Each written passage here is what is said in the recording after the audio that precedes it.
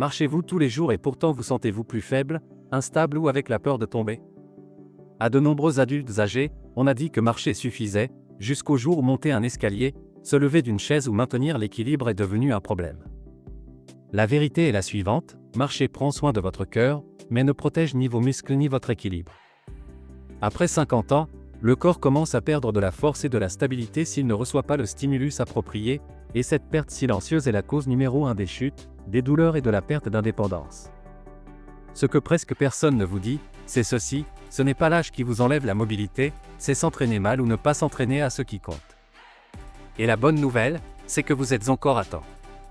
C'est pourquoi, dans cette vidéo, vous allez découvrir 5 exercices thérapeutiques, doux et sans impact, qui en seulement 10 à 15 minutes par jour activent les muscles profonds, renforcent vos articulations et redonnent de la sécurité à votre façon de marcher.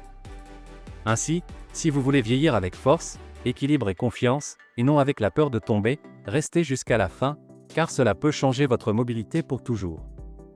Exercice 1. Marche sur place avec élévation des genoux. Ce mouvement, apparemment simple, est l'un des outils les plus intelligents pour préserver la mobilité et la sécurité de la marche à l'âge adulte. La marche sur place permet d'entraîner le corps sans sortir de la maison, en éliminant des facteurs de risque courants tels que les irrégularités du terrain, les obstacles imprévus ou la peur constante de perdre l'équilibre.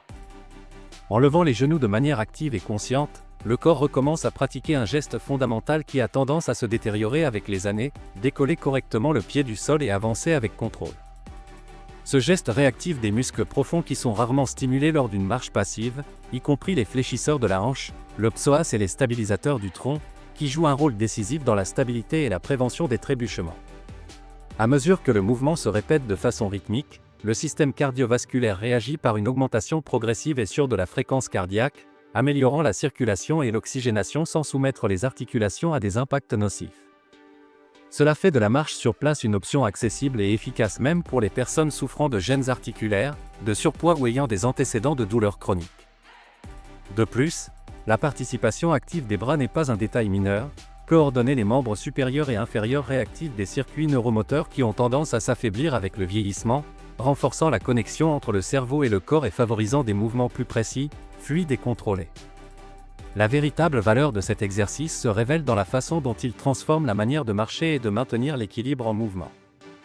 En élevant les genoux, le corps est obligé d'activer son centre de contrôle, formé par la musculature profonde de l'abdomen, les fessiers et le bassin, qui fonctionne comme une base stable à partir de laquelle s'organisent tous les déplacements.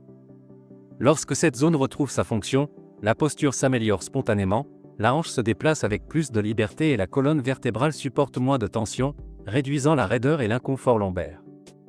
En même temps, l'exercice entraîne l'équilibre dynamique, c'est-à-dire la capacité à rester stable pendant que le poids du corps change constamment d'une jambe à l'autre. Ce type d'entraînement est crucial, car de nombreuses chutes ne se produisent pas à l'arrêt, mais pendant le mouvement. Avec l'âge, il est courant que les pas deviennent courts et rigides comme une réponse inconsciente à la peur, mais cette stratégie défensive limite la capacité de réaction et augmente le risque de perte de stabilité. La marche sur place brise ce schéma, en réapprenant au corps à se déplacer avec cadence, contrôle et confiance. Avec une pratique régulière, on observe une amélioration notable de la longueur du pas, de la vitesse de réaction et de la sécurité lors des déplacements, ce qui a un impact direct sur l'autonomie quotidienne. Consacrer à peine entre 2 et 5 minutes par jour à cet exercice peut faire une différence profonde, non seulement il renforce le cœur et les muscles, mais il rend à l'adulte âgé la confiance nécessaire pour se déplacer sans peur, en retrouvant une sensation de contrôle qui est essentielle pour maintenir l'indépendance et la qualité de vie. Exercice 2. Pont de fessier. Cet exercice est l'une des façons les plus efficaces de rendre au corps sa capacité naturelle à se soutenir, à se mouvoir et à protéger le dos en toute sécurité à tout âge. Le pont de fessier travaille une région qui, avec le passage des années, a tendance à devenir faible et passive, la partie postérieure du corps, où se trouvent les muscles responsables du maintien de la stabilité de la hanche et de l'alignement de la colonne vertébrale. L'excès d'heures passées assis, la réduction du mouvement et la perte progressive de masse musculaire font que les fessiers cessent de participer activement à des tâches quotidiennes telles que marcher, se lever ou monter des escaliers. Lorsque cela se produit, le bassin perd sa stabilité et la zone lombaire assume un travail pour lequel elle n'est pas conçue, ce qui finit par générer raideur, surcharge et douleurs persistantes. Le pont de fessier rompt ce schéma de manière sûre et contrôlée. En élevant la hanche contre la gravité, le corps réactive le grand fessier, ainsi que les muscles qui soutiennent le bassin et stabilisent le tronc de l'intérieur. Cette activation n'améliore pas seulement la force, mais rétablit également la communication neuromusculaire, rendant au corps sa capacité à coordonner et à répartir correctement les charges. Contrairement à d'autres exercices plus exigeants, le pont permet de renforcer ces structures sans impact ni mouvement brusque, ce qui le rend particulièrement adapté aux personnes souffrant de gêne dans le bas du dos, d'insécurité dans les mouvements ou de peur de se blesser. Avec une pratique constante, la posture devient plus droite, la pression sur la colonne diminue et le corps retrouve une sensation de soutien interne que beaucoup de personnes pensaient perdue avec l'âge. Les effets du pont de fessier se transfèrent directement à la vie quotidienne, influençant de manière décisive la stabilité lors de la marche et la capacité à effectuer des mouvements de base avec confiance. Lorsque les muscles de la hanche et du tronc profond fonctionnent correctement, le corps peut générer de la force depuis son centre, ce qui se traduit par des pas plus fermes, un meilleur contrôle de l'équilibre et une réponse plus rapide face à toute perte de stabilité. Cet exercice améliore également la proprioception, le système qui permet au cerveau de savoir où se trouve le corps dans l'espace, une fonction clé pour prévenir les chutes et protéger l'adulte âgé de blessures graves. Du point de vue circulatoire, le travail des grands muscles de la hanche favorise le flux sanguin et réduit la tension accumulée dans la zone lombaire, aidant à soulager les gênes associés à des années de mauvaise posture ou de faiblesse musculaire.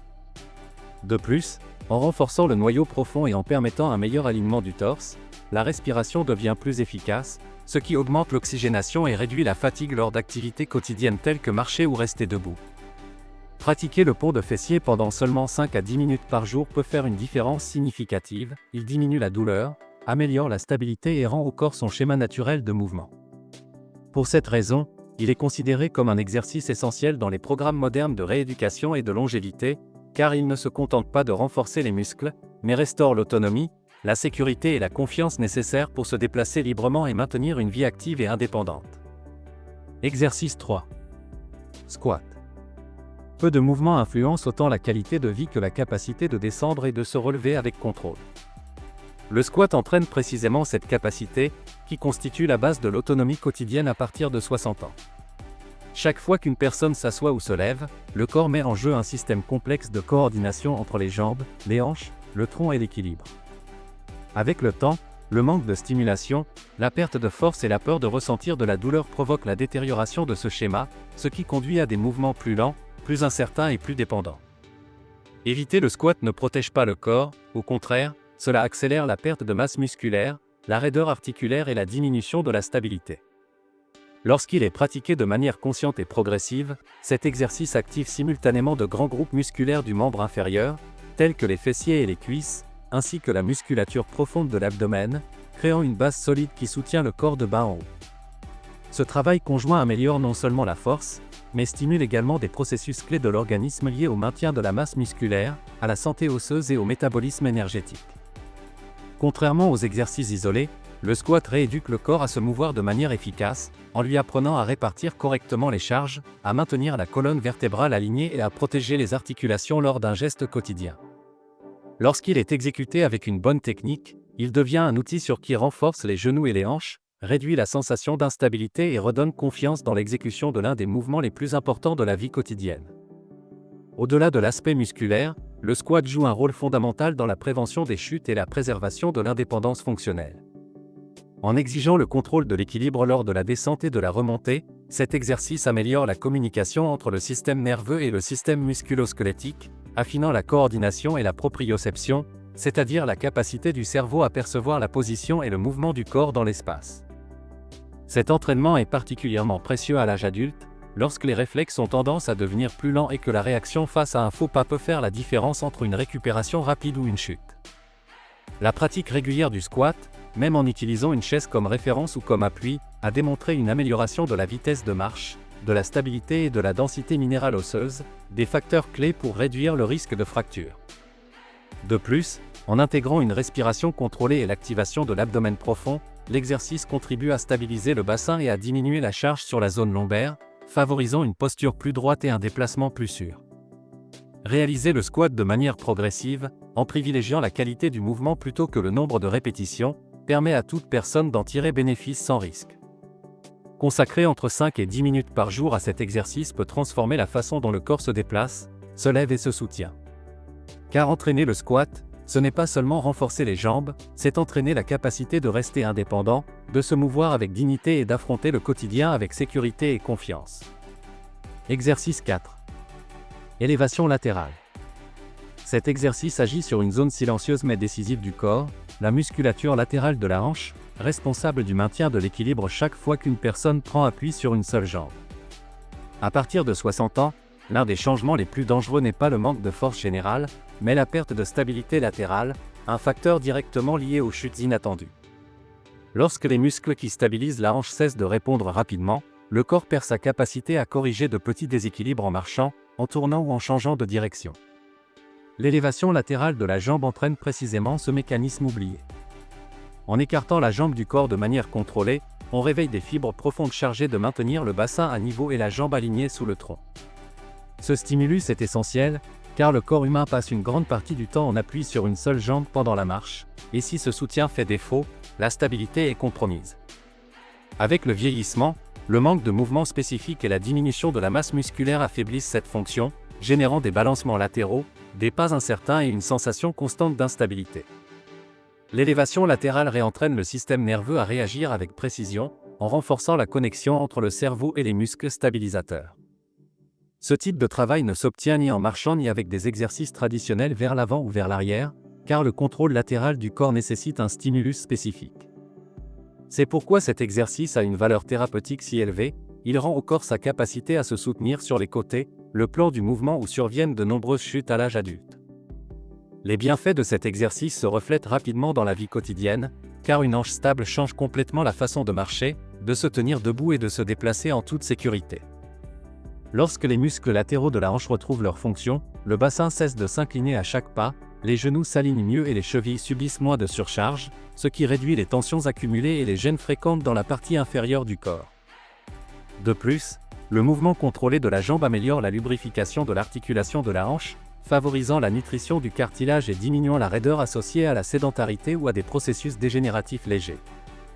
Cet exercice influence également la posture générale, car un bassin stable permet à la colonne vertébrale de se maintenir plus droite, réduisant les compensations qui génèrent souvent des douleurs lombaires ou une sensation de fragilité en position debout. Du point de vue fonctionnel, l'élévation latérale améliore la sécurité lors de la montée des escaliers, de la marche sur des surfaces irrégulières ou du fait de se lever sans appui, des activités où la stabilité latérale est déterminante. Son faible impact et son caractère progressif en font un outil largement utilisé en physiothérapie et dans les programmes modernes de prévention des chutes, même chez les personnes à mobilité réduite ou ayant des antécédents de douleurs articulaires. Le pratiquer régulièrement, avec peu de répétitions bien contrôlées, permet au corps de retrouver une sensation de fermeté qui se traduit par une plus grande confiance dans les mouvements. En quelques semaines, de nombreuses personnes remarquent des pas plus stables, moins de balancement et une réduction de la peur de perdre l'équilibre. C'est pourquoi l'élévation latérale de la jambe n'est pas seulement un exercice de renforcement, mais une stratégie directe contre la fragilité, l'insécurité à la marche et la perte de liberté qui accompagnent si souvent le vieillissement. Exercice 5. Chat-vache. Le mouvement chat-vache est l'un des outils les plus efficaces et les plus sous-estimés pour préserver la santé de la colonne vertébrale au fil du vieillissement. Contrairement aux exercices orientés uniquement vers la force, ce schéma se concentre sur la restauration de quelque chose qui se perd silencieusement avec les années, la mobilité segmentaire de la colonne et la communication fluide entre le système nerveux et le mouvement. Avec l'âge, les disques intervertébraux perdent leur hydratation, les articulations vertébrales deviennent plus rigides et les muscles profonds qui stabilisent la colonne diminuent leur activité, ce qui génère une sensation constante de raideur, des douleurs matinales et une limitation des mouvements.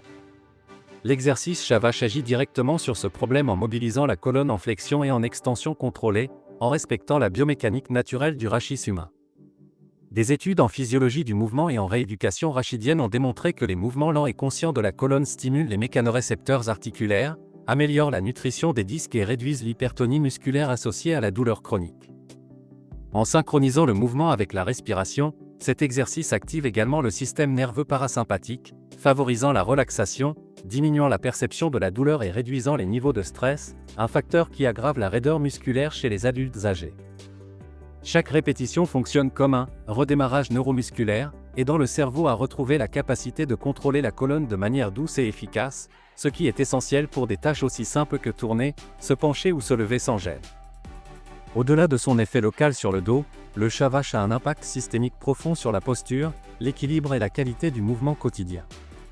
En mobilisant la colonne depuis le bassin jusqu'à la région cervicale, la coordination entre les segments corporels s'améliore et le corps profond se réactive, y compris le transverse de l'abdomen et les muscles stabilisateurs de la colonne, fondamentaux pour protéger le dos lors de tout mouvement fonctionnel. Des recherches en rééducation gériatrique montrent qu'améliorer la mobilité spinale réduit non seulement la douleur, mais optimise également la mécanique de la marche, la respiration et l'équilibre, car la colonne est l'axe central à partir duquel s'organisent les mouvements des bras et des jambes. Lorsque la colonne retrouve de la mobilité, le corps répartit mieux les charges, diminuant la surcharge au niveau des hanches, des genoux et des épaules. De plus, cet exercice améliore la proprioception axiale, c'est-à-dire la capacité du cerveau à percevoir la position et le mouvement du tronc dans l'espace, une aptitude clé pour prévenir les chutes et les mouvements maladroits. Chez les adultes âgés, où la raideur génère souvent une peur de bouger, le chat vache agit comme une manière sûre de renouer avec la confiance en son propre corps. Son faible impact en fait un outil largement utilisé en physiothérapie, dans les programmes de longévité et dans la prise en charge des douleurs lombaires chroniques. Pratiqué régulièrement, même pendant quelques minutes par jour, cet exercice ne se contente pas de soulager la raideur et d'améliorer la mobilité, mais redonne de la fluidité au mouvement, facilite une posture plus droite et réduit la sensation de « corps rouillé » que beaucoup de personnes associent à l'âge. C'est pourquoi le chat vache n'est pas seulement un exercice d'étirement, c'est une stratégie scientifique pour maintenir une colonne fonctionnelle, un mouvement efficace et une vie plus confortable, active et sûre au fil des années. Lorsque ces exercices sont observés de manière isolée, ils peuvent sembler être de simples mouvements thérapeutiques, cependant, ensemble, ils forment un système complet de stimulation neuromusculaire conçu pour attaquer les véritables causes de la perte de mobilité à l'âge adulte. Le vieillissement ne détériore pas le corps de manière uniforme, il affecte d'abord la coordination, la force de soutien, la stabilité latérale et la mobilité de la colonne, avant l'endurance cardiovasculaire. La science du vieillissement fonctionnel a démontré que la perte d'indépendance commence lorsque le cerveau cesse de recevoir des stimuli clairs et répétés sur la manière de se mouvoir en toute sécurité. Des études publiées dans The Journal of Gerontology et Agendaging confirment que les programmes d'exercice les plus efficaces pour les adultes âgés ne sont pas les plus intenses, mais ceux qui combinent force, équilibre, mobilité et contrôle moteur. La sentadilla entraîne la capacité de se lever et de soutenir son propre poids, la marche sur place rétablit la coordination et le rythme naturel du pas, le pont de fessier redonne de la stabilité au bassin et protège la région lombaire, l'élévation latérale renforce l'équilibre dans le plan où surviennent la majorité des chutes, et le chat vache maintient la colonne mobile et bien connectée au système nerveux. Ensemble, ces exercices rééduquent le corps à se mouvoir comme une unité intégrée, et non comme des pièces isolées. Cette approche coïncide avec les principes de la gérontologie fonctionnelle moderne, qui soutient qu'entraîner des mouvements de base est plus important que d'entraîner des muscles individuels. Le corps ne vieillit pas parce qu'il perd uniquement de la force, il vieillit parce qu'il perd la capacité de coordonner force, stabilité et mobilité en même temps. Ce qu'il y a de plus puissant dans cette combinaison, c'est qu'elle agit directement sur le système nerveux, le véritable régulateur de l'équilibre, de la réaction et de la confiance dans le mouvement. Des recherches du National Institute on Aging, ainsi que des revues systématiques publiées dans The British Journal of Sport Medicine, ont démontré que les exercices qui stimulent le contrôle postural, la proprioception et la mobilité spinale réduisent significativement le risque de chute, encore plus que l'entraînement cardiovasculaire traditionnel. Chacun de ces mouvements envoie des signaux clairs au cerveau, lui rappelant comment stabiliser le corps, comment réagir face à un déséquilibre et comment répartir les charges sans générer de douleur. De plus, en sollicitant de grands groupes musculaires, ces exercices améliorent la sensibilité à l'insuline, la circulation périphérique et l'oxygénation cérébrale, des facteurs clés pour maintenir l'énergie et la clarté mentale. Du point de vue psychologique, retrouver la capacité de se mouvoir sans peur a un impact profond. Des études publiées dans Psychology and Aging montrent que la confiance motrice est directement liée à l'adhésion à l'exercice et à une meilleure perception de la qualité de vie. Il ne s'agit pas seulement d'éviter les chutes, mais de reprendre le contrôle de son propre corps. Pratiquer ces exercices de manière régulière, même lors de séances courtes, construit une base solide pour vieillir avec autonomie, dignité et sécurité. C'est pourquoi cette approche ne promet pas de miracle rapide, mais quelque chose de bien plus précieux et validé par la science, un corps qui continue de répondre, un mouvement qui paraît naturel et une vie quotidienne vécue avec moins de peur et plus de liberté. Si vous êtes arrivé jusqu'ici, vous avez déjà compris quelque chose de fondamental, le vieillissement ne vous enlève pas la mobilité, c'est le manque de stimulus approprié qui la retire. Chacun de ces exercices a été choisi parce qu'il travaille exactement ce dont le corps a besoin pour rester fort, stable et en sécurité au fil des années, des jambes qui soutiennent, des hanches qui stabilisent, un corps qui protège la colonne, une colonne qui se déplace sans douleur et un cerveau qui recommence à faire confiance au mouvement. Vous n'avez pas besoin de routines extrêmes, ni d'heures interminables, ni d'appareils coûteux, vous avez besoin de constance, de conscience et d'engagement envers vous-même. Maintenant, la décision est entre vos mains. Commencez aujourd'hui, même avec seulement quelques minutes, et faites de ces mouvements une partie de votre routine quotidienne. Votre corps répond à ce que vous faites de manière constante, pas à ce que vous promettez de faire demain. Si ce contenu vous a aidé, soutenez-nous avec un « j'aime », partagez-le avec quelqu'un qui en a besoin et abonnez-vous à la chaîne pour continuer à recevoir des exercices sûrs, soutenus par la science et conçus pour maintenir votre indépendance.